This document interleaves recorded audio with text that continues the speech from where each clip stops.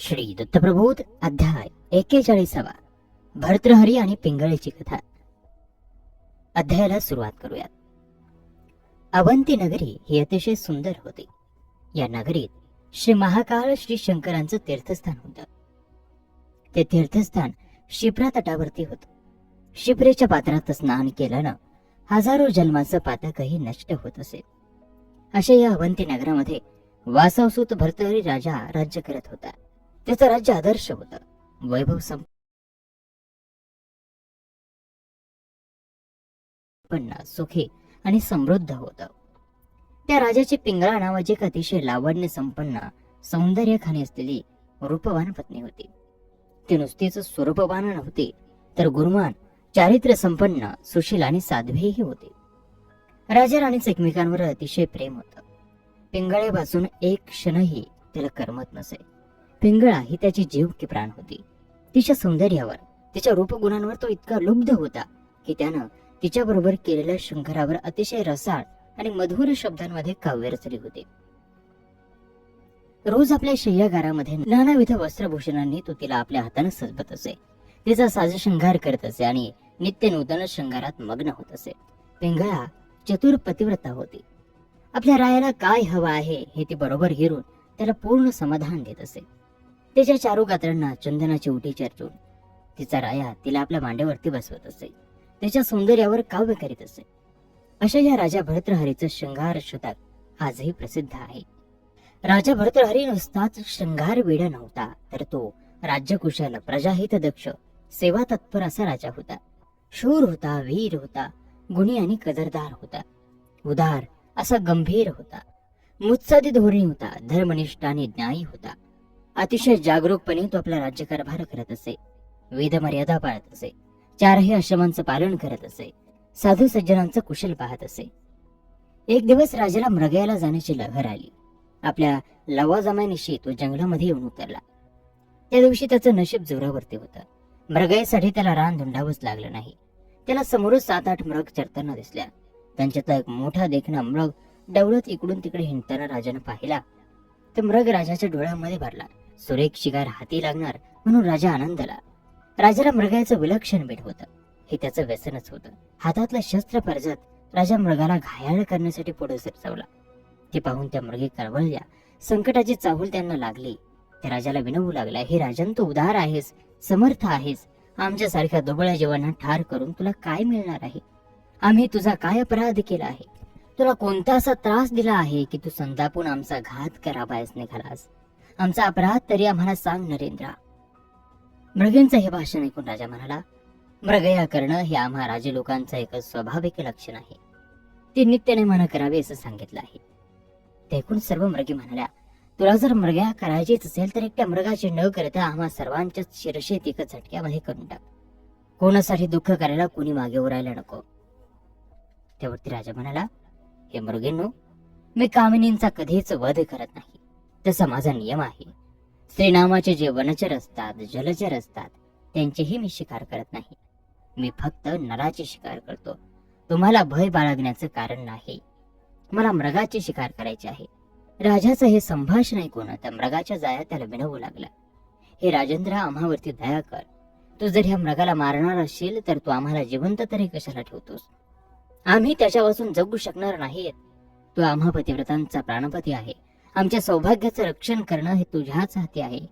ते हिरावून घेऊन तू आम्हाला वैधव्याच्या आपत्तीत ढकलू नकोस. आमचा सुखी संसार उद्ध्वस्त करू नकोस. तू विवेकी आहेस, धर्मज्ञ आहेस. त्यावरती राजा म्हणाला, हे मृगींनो, एकदा मी बाण हाती धरला की तो तसाच पुन्हा न वापरता भात्यात ठेवत नाही. मृगयाला निघून मृगाची शिकार न करता परत फिरणं हा माझा धर्म नाही. त्यामुळे मी या मृगाची शिकार करणार, तुम्ही तुमच्या वाटेनं परत जा. राजानं मृगेचं न ऐकता बाण सोडला आणि मृगाच्या काळजाचा वेध घेतला. रक्ताच्या थरोळ्यात मृगाला तडफडत आपला प्राण सोडला. त्याच्या भोवती त्याच्या प्रियतमा त्या 7 मृगे जमल्या. त्यांना शोकवेग आवरेना. स्वामी, फक्त एका क्षणासाठी थांबा. तुमच्या मागोमाग आम्ही येतो. हे वियोग उर्मी आम्हाला हा सहन होत नाही. या, आलो बघा आम्ही तुमच्या पाठोपाठ. असं म्हणून त्यांनी मृत मृगाच्या शिंगावर धाव घेऊन आपला देह झोकून घेतला. त्या अंकुशदार शिंगाने मृगींची पोटं फाडली आणि 7ही मृगी क्षणभरातच गतप्राण होऊन मृगाशेजारी पोहोचल्या. राजा स्तिमित होऊन हे दृश्य पाहत होता. त्याला आश्चर्य वाटलं, माणूस सुद्धा इतक्या काटेकोरपणानं धर्म पाळत नसेल. हे सारे तर पशु, त्यांना विचार करायची चिंतन शक्ती मानवाहून कमी असते.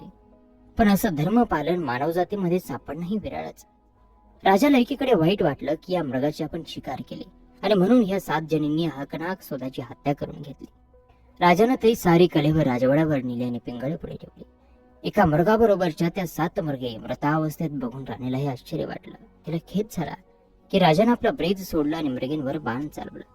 तिनं काकुळतेला येऊन विचारलं, नाथ, हे आपण काय केलं? आपण आपला ब्रेद विसरला? राजा म्हणाला, नाही पिंगळे, मी फक्त मृग मारला आणि पतिव्रता धर्माचं आचरण करणाऱ्या या मृगींनी आपला प्राणनाथ गेला म्हणून त्याच्या पाठोपाठ आपले देह ठेवले आणि या इहलोकीची यात्रा संपवली. याचं मला खरोखर कौतुक वाटतं, आदर वाटतो. माणसाला सुद्धा जे जमणार नाही ती या प्राण्यांमध्ये पाहून मी थक्क झालो पिंगळे. त्यावरती पिंगळा म्हणाली, नाथ, यात तुम्हाला आश्चर्य कसलं वाटतं? खरी पतिव्रता अशीच असते. ती पती मागे एक क्षणभरही राहू शकत नाही. या मृगींना मी मात्र पतिव्रता म्हणणार नाही, कारण त्यांनी ढालगजपणानं स्वतःची आत्महत्या केली, देह नासवून ती केली. आत्महत्या ही धर्मशास्त्राविरुद्ध आहे. पतिव्रता कधीही आत्महत्या करणार नाही. राजा, पतिपतनाची बातमी समजतात ते उभीच्या उभी साऱ्या संवेदना संपवून कोसळेल, संकल्प विकल्पाचं कारण संपवून परलोकात गमन करेल. असं उभ्या उभ्याच देव सांडणारी ती खरी पतिव्रता. राजा म्हणाला, अशी पतिव्रता या जगात असेल तरी की जी फक्त पती निधनाची बातमी ऐकता क्षणीच आपला देहभाव सारा टाकून पंचतत्वात विलीन होईल?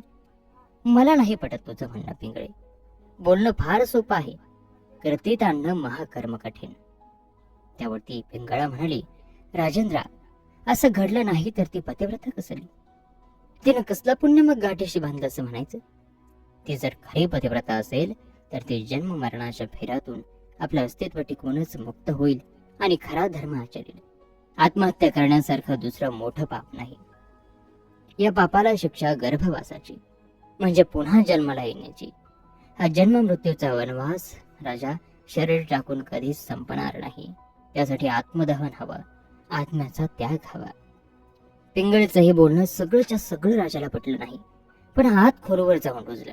ते त्याने लक्षात ठेवलं. असेच काही दिवस गेले. राजा राजकारभारच्या गडबडीत मग्न होता. पिंगळेशी झालेला तो संवाद विसरून तो गेला होता. प्रजेच्या कल्याणासाठी विविध कार्य करण्यात, कार्याच्या योजना आखण्यात तो रमवून गेला होता. न्यायदानाच्या कामात त्याचे तासन तास निघून जात असत. असे दिवस मागून दिवस गेले. राजाला एक दिवस पुन्हा शिकारीला जायची लहर आली. आपल्या प्रधानासह आणि सेनेसह तो शिकारीला एका घनदाट जंगलामध्ये गेला. तिथं मृग आणि मृगी पाहून त्याला सर्व जुनी गोष्ट आठवली. त्यावरचं पिंगळेचं बोलणंही आठवलं आणि मग राजाला पिंगळा राणीची थोडीशी गंमत करायची हुकी आली. त्याने एक बेत मनाशी आखला आणि त्या बेतात बरोबर असलेल्या प्रधानाला आणि काही सेवकांनाही त्यांनी सामील करून घ्यायचं ठरवलं. समोर आलेला मृग त्याने तसाच सोडून दिला आणि रान धोंडत तो आपल्या सेनेसह पुढे जाऊ लागला. पुढे जात असताना बलदंड वनराज त्याला दिसला. भर्तृहरीचे बाहू त्याला पाहून फुरफुरले. शस्त्र हाती घेऊन त्याने सिंहाशी सामना केला. सिंहाला ठार मारला. सिंह ठार झाल्याचं पाहून राजाला आनंद झाला. हे शिकार चांगली झाली म्हणून राजाच्या बरोबरचे लोकही खुशीत होते. अशा वेळी भर्तृहरीनं प्रधानाला जवळ बोलावलं आणि सांगितलं, राणी पिंगळाच्या वचनाची सत्यसत्यता, त्याची यथार्थता मला आजमावून पाहायची आहे. म्हणून राणीला जाऊन असं सांगा की महाराज सिंहाच्या शिकाऱ्यासाठी घोड्यावरून उतरले आणि त्यांनी सिंहाला मारायचा प्रयत्न केला, पण तो निष्फळ ठरला. त्या भल्या थोरल्या माजलेल्या सिंहानं राजांनाच ठार केलं. असं म्हणून सिंहाच्या रक्तात हे माझे कपडे बुडवा आणि तिच्या समोर ठेवा. कुठल्याही स्थितीत सत्य गोष्ट तिला सांगू नका. तिचा या गोष्टीवर विश्वास बसेल असंच वागा. ही तुम्हाला माझी आज्ञा आहे. मी इथंच झाडाखाली थांबतो. पिंगळा काय म्हणते ते मला फक्त येऊन सांगा. राजाची आज्ञा शिरसावंद्य मानून सर्व लवाजमा आरडत ओरडत ऊर वडवत राज्यात शिरला. प्रजेला धक्का बसला. संकटाची चाहूल लागली. पण हे काय नेमकं झालं ते कळेना. सगळे चिंतातूर झाले, भयभीत झाले. कुठलं ताट नेत्यानं समोर मांडून ठेवलंय ते प्रजेला समजेना. राजाबरोबर गेले लोक येताना काहीतरी दुःखद बातमी घेऊन आले आहेत हे अंतपुरात समजलं. पण पिंगळा शांत होते.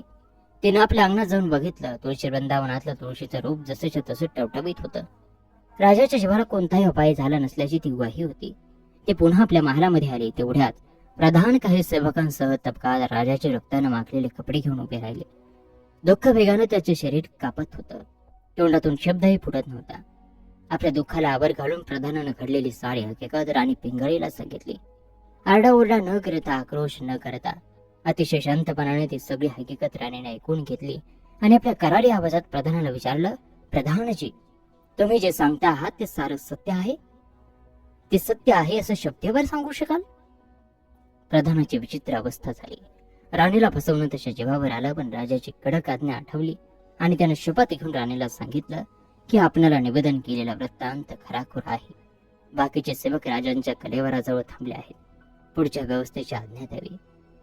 प्रधानाचे शब्द पुरे व्हायच्या आत राणी धरणीवर मूर्छित होऊन पडली. ती हलेना बोलेना. तिच्या कोडीतले प्राण उडवून गेले. राजवैद्यांना बोलावूनही काही उपयोग होण्यासारखा नव्हता. राणीच्या मृत्यूने प्रधानाचं धाबदन आणले. त्याला शोक आवरेना. राजाच्या गमती खातर राणीसाहेबांना प्राणाला मुकावं लागल्याचं पाहून त्याला विलक्षण दुःख झालं. सारी प्रजा शोक विव्हळ झाली. प्रधान धावत धावत जंगलामध्ये आला आणि राजा भरतहरीला त्यानं घडलेला सगळा वृत्तांत सांगितला. राणीच्या मृत्यूच्या बातमीनं राजाचं अवसान कळालं. तो शोक विव्हळ अवस्थेत राज्यात आला आणि त्यानं राणीचं कलेवर कवटाळ हंबरडा फोडला.